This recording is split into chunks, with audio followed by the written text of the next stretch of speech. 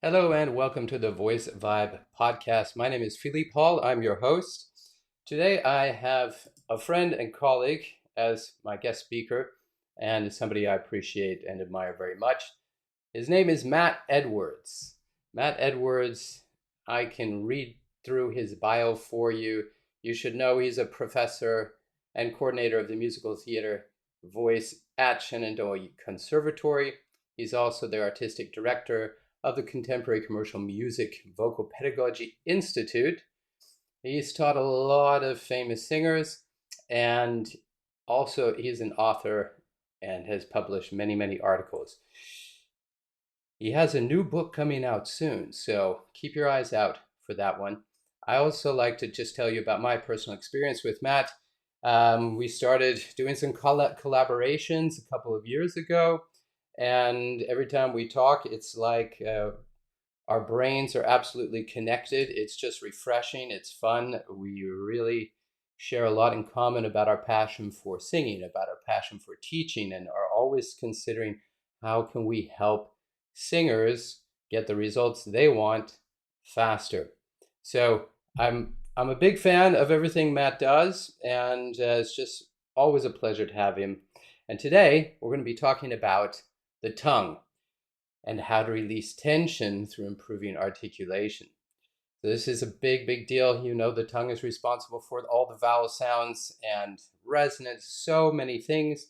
And yet, an unskilled tongue might get in your way. Let me welcome with me Matt Edwards. Hi, Matt. How are you doing today? Good. How are you? Great. Happy that we're doing this again. Me too. This is a great topic, that you suggested. I'm really happy you suggested this. Tongue articulation, the movement. It's just so vital to good singing, and it seems like in the beginning, people just even if you want to really be aware of it, just take some time to develop that internal awareness of what's going on with my tongue. Yeah, absolutely. Well, tell us a little bit about how you even got interested in singing. I mean, you've been doing this for a long time. You've worked with lots of universities. You've spoken at all kinds of voice conferences. But did you imagine when you were a young man that you would be doing this today? Was this always your dream, or how did it come about? Yeah, so I don't. My parents say I was always singing when I was a kid. They have a photo of me when I was like 6 years old with one of those little radio things with a microphone, the old Fisher Price toy, out in the front of the house singing on it. So I know I was always, singing as a kid. My dad was a factory worker. I didn't grow up surrounded by the arts until I got into high school. And I mean, my family was into music, but it was more like country music and rock music. Bruce Springsteen, the Statler Brothers, Creedence Clearwater Revival, Led Zeppelin, Guns N' Roses. Listening to all that music while I grew up. I wasn't exposed to like fine arts really until high school.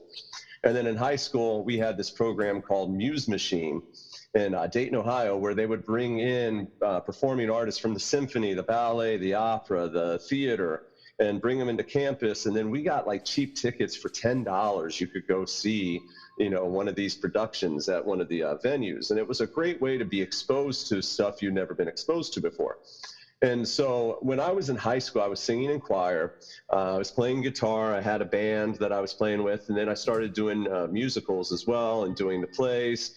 And I kind of loved anything that I could do with my voice. And I didn't really know exactly what I wanted to do. I just knew I wanted to do something performing related. And so when it came time to go to college, again, my family didn't really know where to go in the fine and performing arts. And, this is back in just the earliest days of the internet. It wasn't at all like it is today where there's college coaches helping you figure everything out. So I kind of had to figure it out on my own. And it looked like I was going to go be a music theater, music education major at Bowling Green State University. But this was back in the 90s when there was a lot of economic turmoil, and my dad got laid off from his job right when the deposits were due. So that kind of went out the window, didn't have a choice anymore. And my only real option was to go to my hometown university, Wright State University, which had a really great music education program, but it was classically oriented. So I started off at Wright State as a music education major, studying classical voice. It was about the second week of school where the head of the voice program asked me to audition for the opera, and I was like, "Oh, okay, like that sounds fun." And so I auditioned for the opera, and I got in to it. It was Magic Flute, and they had me sing the speaker role, and then I was the second man in armor and the second priest.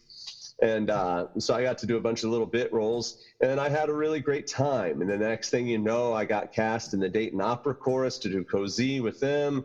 And then I started singing with some of the symphonies in town and the chorus. And then I got a couple little solo spots as well. And I started thinking, this is what I want to do.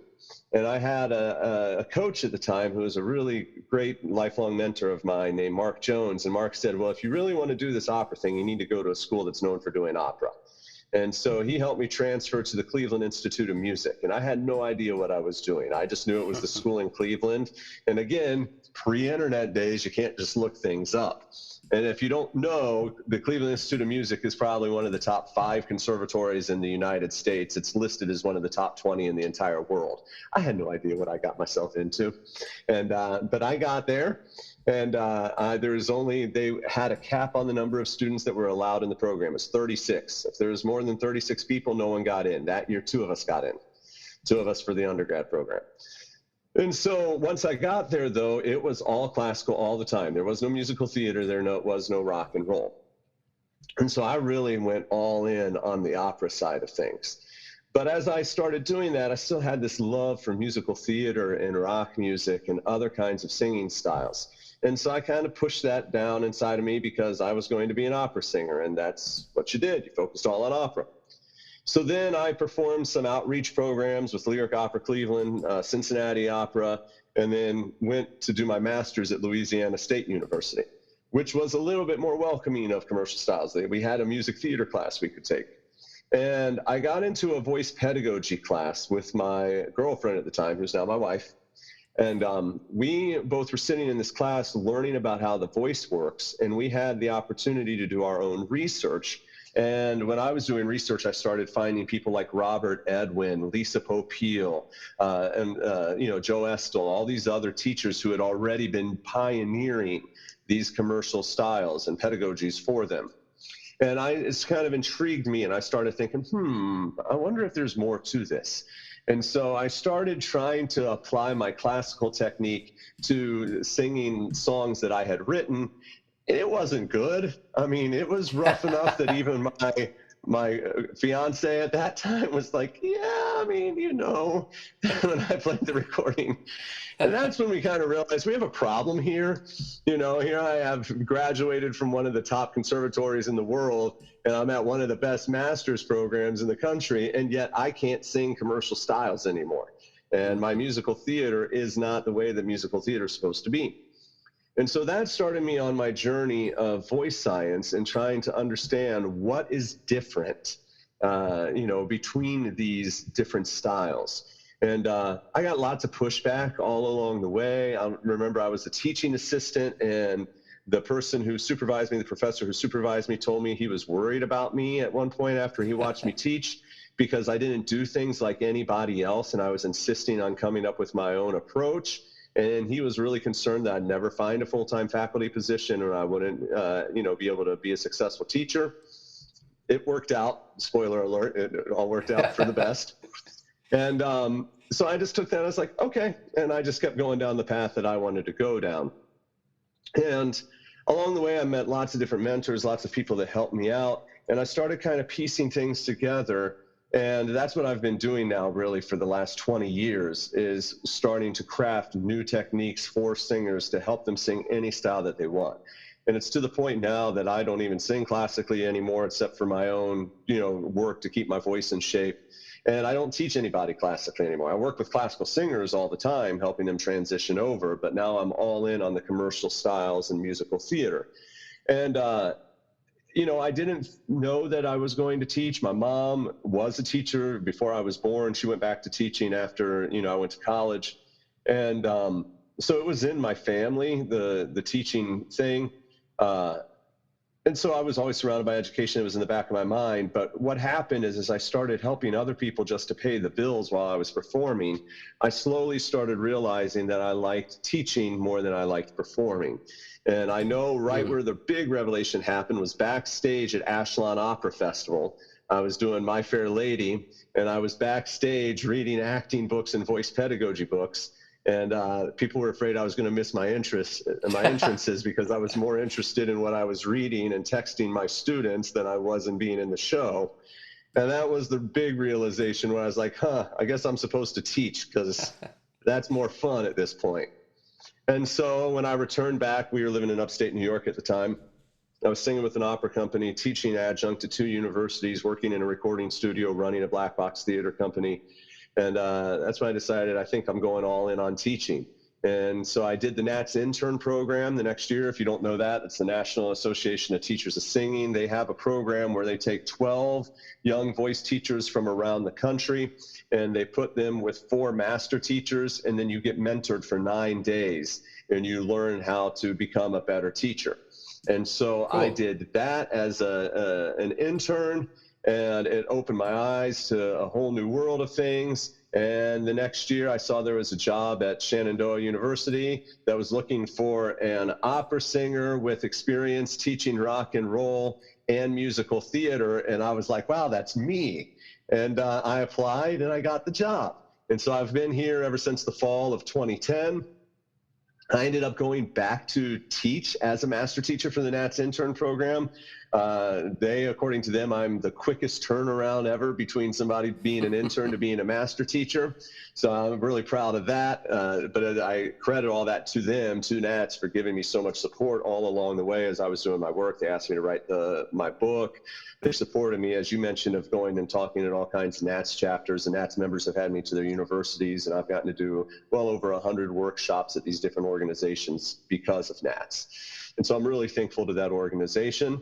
And when I came here at Shenandoah, the musical theater program was good. It had a really great regional reputation. And now we're on the list of being in the top 10. Some people say top 5. I saw somebody last night who's a casting director that told me, no, you're one of the top schools, period. And I'm actually broadcasting to you from New York City right now, because I got to go see one of my students star in The Outsiders on Broadway last night. So that was a pretty incredible moment to get to watch, how much this program has changed since I've been here. And yeah, it was an exciting moment. But so that's kind of my story and my background. It's been a fun journey. I always tell, though, anybody who's watching who struggles, it had lots of struggles along the way. Mm-hmm. So nothing ever really came easy to me. I had to work hard for everything. Everything with my voice was a struggle. And so I think that's part of what makes me a good teacher, is that when somebody comes to me and they're frustrated and they're talking about all of their challenges, I get it. I've been there. At one point when I was in high school, they thought I was tone deaf, because I just had such an uncoordinated voice. I couldn't sing on pitch at all. I was like in the wrong octave. And then I finally figured it out. So I get it. And that's why I think I really enjoy helping others, is because I want to make their journey easier than it was for me.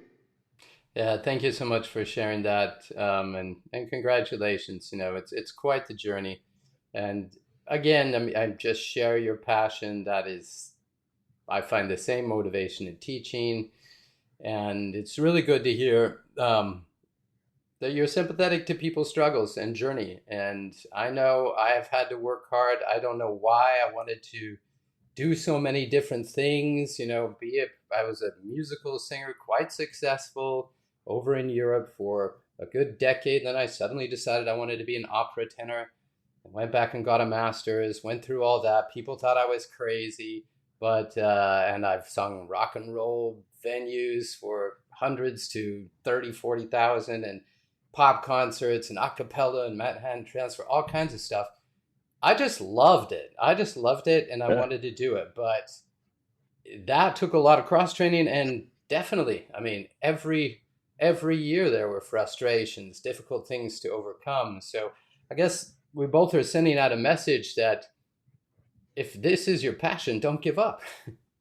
It's going to be Yeah. hard from time to time. Just keep going. So one of the things that I learned about singing in different styles is the tongue.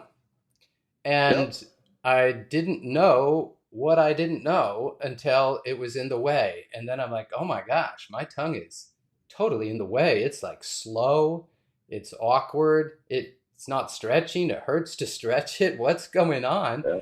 And still today, working with a lot of singers just on that tongue, that massive muscle inside of our vocal tract. Tell us what you why don't you just share with us what you would like to share with us today about the tongue, how you help singers improve what they're doing by working with their tongue? Yeah. So I think that, there's lots of reasons that the tongue is difficult for us. The tongue takes up over half of the vocal tract. And so one of the things that we have at Shenandoah that is a real gift to voice teachers is we have a cadaver lab. And so if you don't know what this is where people donate after they are deceased, before they make the decision, before they pass away, sorry, they make the decision to donate their body to science. And once their body is donated to science, it's made available to educational institutions where you can then go in and do dissections to really understand the human body. And it's really meant for medical practitioners, so nurses, physician's assistants, people going in, obviously doctors. But Shenandoah is probably, I think it's one of the only universities in the United States where the voice pedagogy faculty have access. I have a key card. Like I can just go into the cadaver lab when no one's in there and do, research on where I don't mess with things that are already under place, but they have a time of the year that we can go in there and we can do our own dissections. And so we've been able to really go inside of the vocal tract and explore it and get a great understanding of what is actually in there instead of just these theoretical concepts and images on paper, to actually touch a tongue, to actually touch the vocal tract and know how big it is, how much space that tongue takes up. And it is massive. It's wide, it's thick, and it's long. And it clogs up your vocal tract. And everyone's mouth shape is different. I have a rather skinny, narrow jawline. I had a teacher with a jawline probably about twice as big as mine, and he would tell me things to do with my tongue, and I would do them, and they didn't work. And now I understand in hindsight, it's because my jaw shape is narrower than my tongue. So when I tried to do the things that teacher was able to do with his tongue with a wide jaw, it just wasn't the same. And so I have to do things differently. So I think that's one of the Yes. things you notice when you work with enough of the singers and the cadavers, that you see all of these different body shapes and how that affects how the tongue is positioned inside of that vocal tract. Some people have longer tongues, some people have shorter tongues. Some people are tongue-tied. I have a student I'm working with this year who is tongue-tied. We went ahead and got this corrective surgery for that, and it was a game changer for her. Her voice is so free now. She's able to do all kinds of things she couldn't do before, both in her more like golden age mix and her contemporary mix and contemporary belt. And so, we have issues like that that get in the way. We have people that have TMJ disorders, and TMJ disorders affect the jaw, but when it affects the jaw, it also affects the movement of the tongue. Yes. And so that gets in the way. We have a lot of teachers, especially in choirs, that talk about backspace, like feeling a light bulb in the back of your throat or a pear in the back of your throat, golf ball, whatever you want to think about. And what ends up happening a lot of times when a singer tries to go for that imagery is they actually depress their tongue in the back. Mm-hmm. And what a lot of people don't realize is the tongue is attached to something called the epiglottis. So the larynx sits here, the epiglottis is here, and when the tongue pulls back, it actually pushes that epiglottis over the opening in the vocal folds, and it Mm-hmm. muffles the sound. And I have some images I'll show you here in a few minutes. Cool. And so when we try to get some of those ideas of backspace, we actually end up depressing the tongue and blocking the vocal tract. And if we really want space, what we need to do is to get the tongue to move up and forward. That actually opens up the space behind the Mm-hmm. back wall and the tongue itself. One of the misconceptions is that you can actually make backspace. And I run into teachers who believe this all the time. They're telling people to open the back to feel things in the back. But if you take them to a cadaver lab and you show them a vocal tract, they can stick their finger in the back wall and they will discover that it's all bone. because directly behind the back wall of the pharynx are the cervical vertebrae. And there is Yes. nothing that can move backwards back there. It's locked in tight. You can lift the soft palate and get it out of the way, but most of the time when you think you're creating backspace, you're actually depressing that tongue. So knowing that and having these revelations of how much people are doing that, when they depress the tongue, it tightens up what are called the submandibular muscles, the muscles underneath of your jaw. Those attach to the larynx, to the hyoid bone. So then your larynx mobility is limited because of the tongue tension. And so as I discovered all these things, I realized we really need to give singers better tools to work with what we are currently calling tongue tension, and have for years and years and years. Yes. And what I've come to believe is that it's not actually tension, it's a lack of coordination of the tongue. So if you think about it, what ends up happening is somebody tries to sing an E vowel, for instance. And when they go to sing an E vowel, their tongue goes backwards and up, and they get E. And when they get that E sound, they feel like they have tension. And they don't have tension, they just have a tongue that isn't coordinated to go in the direction where we know the E vowel is formed. That direction is in the front half of the mouth, very similar to where you would pronounce K, like a K. And so if you say key, like the thing you use to open a door, key, you're going to get your tongue in a better position for E. And if we can retrain the tongue to go up into that frontal position, we lose the tension. Right? Because what's now happening is the vocal tract is aligned and coordinated in a way that's actually productive for the vocal quality you're trying to produce. And so your body's no longer fighting you. When you form the E vowel by drawing the tongue back and up, your ear knows that's not an E vowel. So you start trying to constrict muscles in your instrument to try to squeeze that vocal quality into a bright E. But all you're doing is squeezing, which means all you're doing is creating tension. So the This is tension so great. the tension's a result of a lack of coordination, Yes. not because you actually have tension. Yes. Yeah. I just get so excited when we're talking because I'm like, yes, this is exactly what's going on in my mind. And I observe the same things, and you're so right on. And it's really interesting. So maybe we just, for a brief second, talk about why people talk about this backspace. Yeah, if your tongue's depressing and it's on that epiglottis or blocking the main resonator, your pharyngeal tube, you're not going to get that vowel clarity, the resonance. It's just not going to work as well. You get the tongue out of the way, suddenly things are working well, and now you have this sensation of backspace, right? Yes. So why do people feel the backspace? So there's some people who think that what we might be feeling is contraction of the styloglossus muscle. So the styloglossus muscle comes back up here to the styloid process, and it attaches in the side to the glossus, the tongue.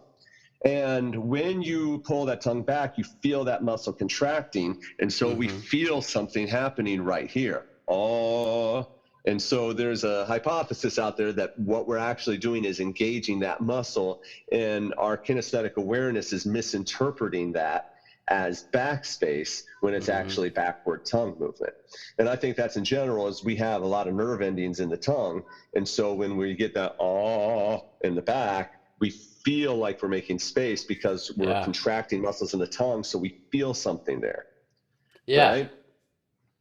Doesn't that produce that? It produces that kind of pseudo operatic sound that a legit opera singer won't consider a healthy opera sound, but you get the internal feeling like you're doing it. You do. It's that warm, that pen, which might sound really nice and warm to you in your head, but to an audience member 50 foot away from you in an acoustic hall, a hall made for acoustic singing styles, it just sounds muffled and sometimes connertally, like the sound that works its way in there. Yes. Where the real magic happens, when what you mentioned is we open up everything behind the hump of the tongue. So Ken Bozeman is a voice teacher who's done a lot of research into vocal acoustics. And what he says is that we can really kind of divide the vocal tract into two parts, the back room and the front room. The back room is everything behind the hump of the tongue. The front room is everything in front of the hump of the tongue. Changes to the space behind the hump of the tongue are primarily responsible for changes in timbre, right? If our voice is bright or warm. And we can play around with that. You can feel it if you put your fingers here on your larynx and you go, wah, wah, wah. You'll feel that your larynx goes up. Wow, wow, wow. Yeah, so when your larynx goes up, you're narrowing the space in the back room, you get a brighter quality. Yes. If we sip spaghetti, if we hold our fingers on the side of our larynx and imagine that you're sipping a string of spaghetti and you go, then go ho, ho, ho, ho, ho, ho, you're going to feel that your larynx has dropped, the back room has opened up a little bit, and all of a sudden, as I talk this way, I have a warmer timbre. So those shifts are happening there. Then what Bozeman says is that then the clarity of the vowels is what's happening in front of the hump of the tongue. So if I want a warmer E vowel, I could do E with round lips, still keeping my tongue fronted. Or if I want a brighter E, then I would spread my lips. E. And going from E is playing with the clarity of that vowel. So then really what you do is you come up with whatever combination that you want of having, more ho, ho, ho or an space in the back room and then the E on the front room. And then you can get a clearer classical sound. E, one that has more of an actually ringing resonance to it. So when, different styles require different recipes, so to say. And so there are singers, if they're looking for, a vocal quality to sing Mozart, they're going to want to have some stability in the back room so that their resonance remains the same as the front room articulates the different vowels and consonants. But if you're working with a singer-songwriter, most of the time stability is not on their list of goals. They don't want a stable vocal tract to have a stable tone all the time. They want to have a tone quality that responds to their intent as the storyteller in that moment. And so for those singers, we're more working on coordination so that the back room and front room remain agile and adjust automatically to the intent of the performer. Yes. So that's where when we start thinking about different styles, we have to address this back room, front room metaphor in different ways. And that's where then we have to train the tongue in different ways. Yeah, I love that. I love that. Some, just some thoughts for the listeners. So I tell all of my clients, your tongue is the front wall of the pharynx. It's a movable part of the tube. You've got the three sides that they can move a little bit. They can contract, constrict, contract, and shape a little bit. But that tongue, that's the whole movable front wall. Has a massive impact on your singing. And I try and tell them the pharynx, that backspace you're talking about, it's like the cake. And it's the same cake for almost everything you do. But the icing is the style, like that front space, just the finishing touch. So I'm right on board with that. A lot of people will feel the tension underneath the jaw, underneath there.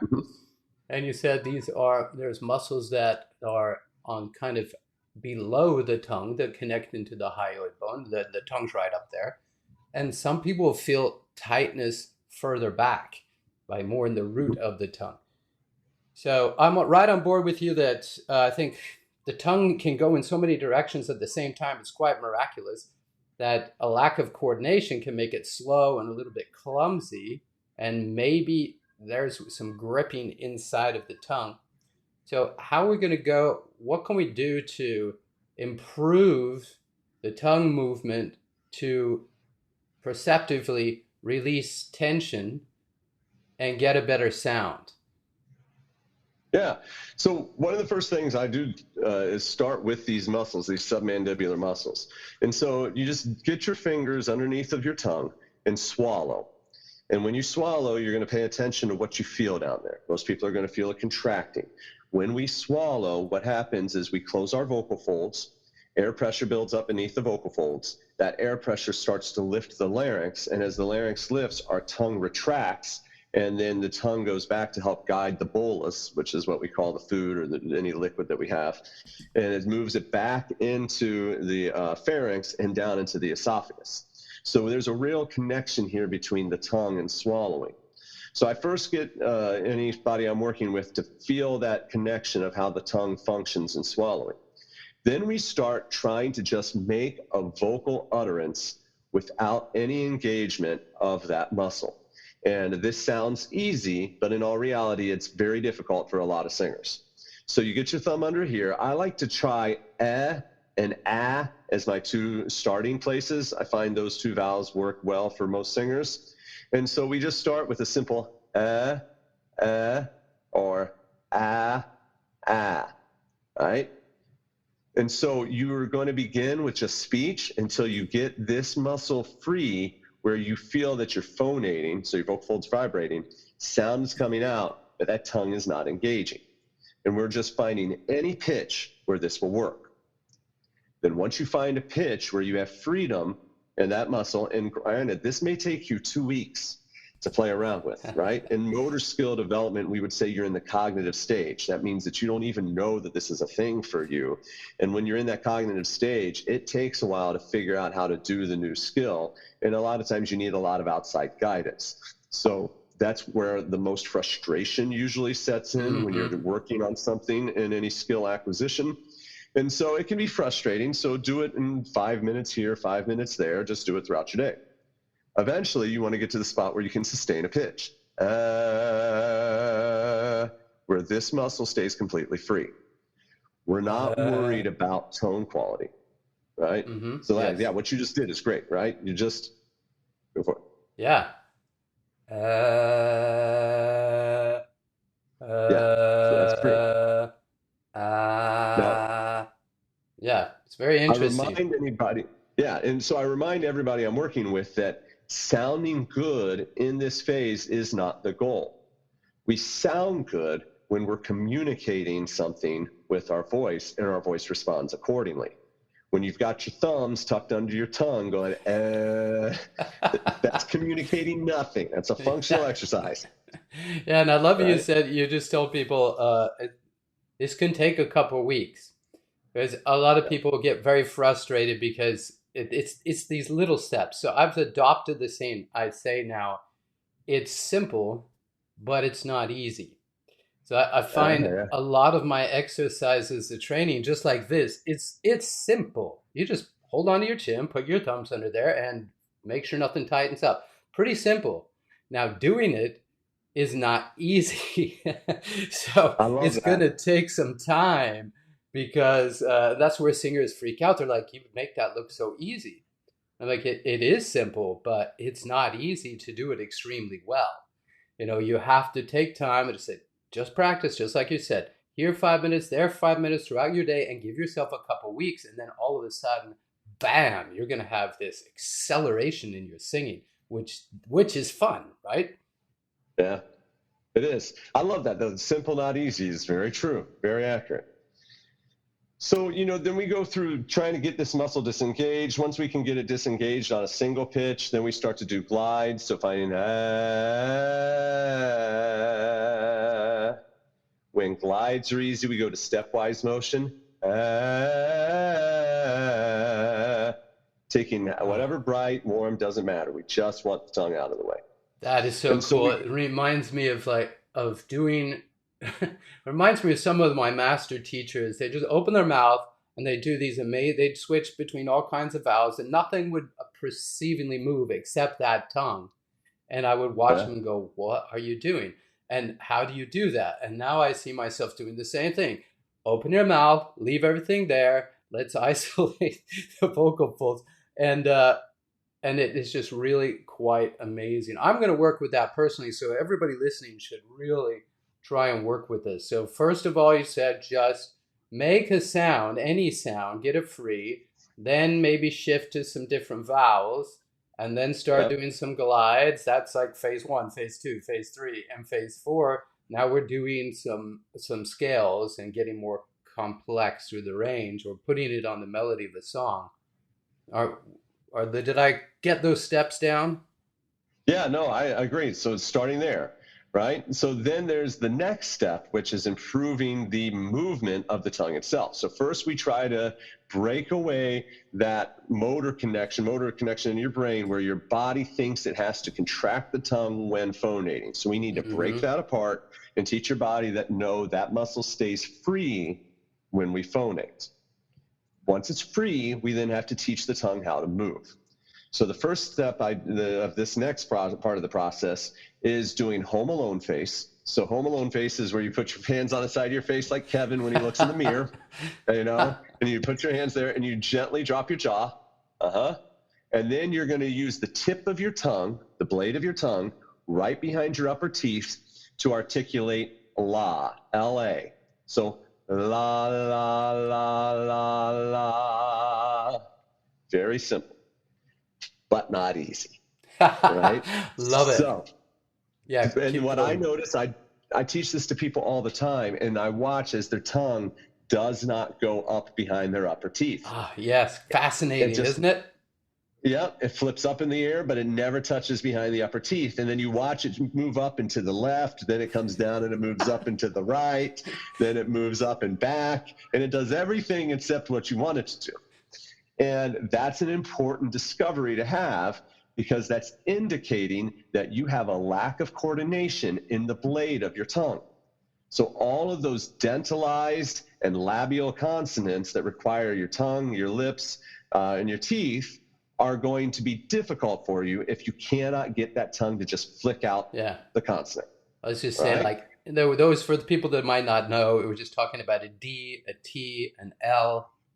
Maybe anytime you say vla or blah, combination of lips and tongue movement up in the front there. Yep. And so what happens is if your tongue doesn't kind of go where it's supposed to for the consonant, then when it's supposed to go to the vowel, you're already stuck. Yes. Because the tongue was not moving really well on the way to the consonant, so then when it shifts to the vowel, it's a problem. So we start with la, same process, single pitch. Then we start trying to do like a 1, 2, 3, 2, 1. Then 1, 2, 3, 4, 5, 4, 3, 2, 1. I always start with a single pitch, then expand it a little bit, then expand it a little bit more. After they've mastered how to get the blade of the tongue, the tip of the tongue to move, we then work on getting the body of the tongue to move. So to do that, we're going to use a G. And we're going to go back to the same home alone face, hands on the side of your face. And then tongue is going to come up to form a G on the hard palate. So that's where you've got a bony part of your mouth, that's the hard palate. Then if you run your tongue backwards, you feel where it gets soft, that's the soft palate. We can do ga, ga on the soft palate, but for this exercise, we want it up front. It's going to make a brighter quality. Ga, ga, ga. We want more of that for this exercise. Ga, ga, like that. Ga. Really interesting because I can feel the difference of the stretch. You know, I'm a freaky singer that feels his tongue, right? But the back, it's definitely a different place because if you go up to that back dopey ga ga ga, you're depressing your tongue, aren't you? It's getting way back and getting in the way, and that's not going to be an articulation maybe we want because we got to get that. Tongue's got to go to the vowel position after that. It's pretty far away. So I like that you said just think of getting it to touch the hard palate instead of like the uvula. Yeah. And so then you're just going to do your ga, ga, ga, ga, ga, ga, ga, ga, ga, ga, ga, ga, and move that. When you've coordinated the la by itself and the ga by itself, you're now going to put the two together. And we're going to get ga, la, ga, la, ga, la, ga, la, ga, which is teaching your tongue how to move up and forward, because this is the movement that actually exists in most singing, right? Mm-hmm. So again, we start on a singular pitch, move to that 1, 2, 3, 2, 1, then move to the 1, 2, 3, 4, 5, 4, 3, 2, 1, getting the tongue to bounce around. You know what? Right? I'm just going to say this. It's a confession. When people used to say 1, 2, 3, 1, 2, 3, 4, 5, 4, 3, 2, 1, I had no idea. I pretended to know what they meant, but it's just basically you're at the keyboard. They're just the notes. Like whatever note you start on, that's your first note, and going up and down 1, 2, 3, 2, 1, 1, 2, 3, 4, 5, 4, 3, 2, 1 with your fingers on the keyboard. Just in case there was anybody that was really smart out there and like me that didn't know what that meant, Now you know. Yeah, this is a great point.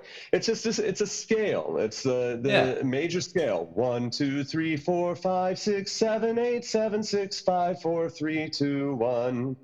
And we keep that distance between pitches when we move up a pitch. And so it's just a structured way to exercise your voice. I think about a lot of voice training as having a lot in common with physical training. And Mm-hmm. so when you go to the gym, you work 5 pounds first, then you go up to 10 pounds, then you go up to 15, then you go up to 20, then 25, etc. So when we're doing these pitch exercises and moving throughout the pitch range, it's just kind of like we're adding a little bit more challenge to it when we go up in pitch, a little bit more of a challenge, especially for somebody who's working on their upper range. Yeah. So we get the ga, we get the la going. Then we start doing more complex things. So one of my favorites is from one of my mentors, teachers, Kay Griffel. She used huckleberry, struckleberry, po. So huckleberry, struckleberry, po. And it starts slow. Huckleberry, struckleberry, po. That's right. Then you speed it up. You get huckleberry, struckleberry, po. Huckleberry, struckleberry, po. Then we do really quick pitches eventually. So huckleberry, struckleberry, po. Huckleberry, Huckleberry, struckleberry, struckleberry, po. po. Huckleberry, Yeah. struckleberry, po. Yeah, that stra is a little bit. That's where my movement wanted to slow down. Huckleberry, Huckleberry, struckleberry, po. Yeah. And everybody has a different part of it that ends up challenging them. Yeah. And we feel it different days. I mean, if you feel just groggy and dragging, you may be like, well, that normally feels fine, but you realize like your whole body's fatigued and your tongue just doesn't want to move, like the rest of your body doesn't want to move Yeah. either. Yeah. I am totally loving this. We're going to have to wrap up the live stream because we're going to jump into a private Zoom call. So if you'd like to continue talking with us on a private Zoom call, maybe ask Matt some questions, get some feedback from Matt and myself on your singing, on your tongue articulation, go to the link in the description of this live stream, and you'll be able to access the Vibe private community and then join a private Zoom call.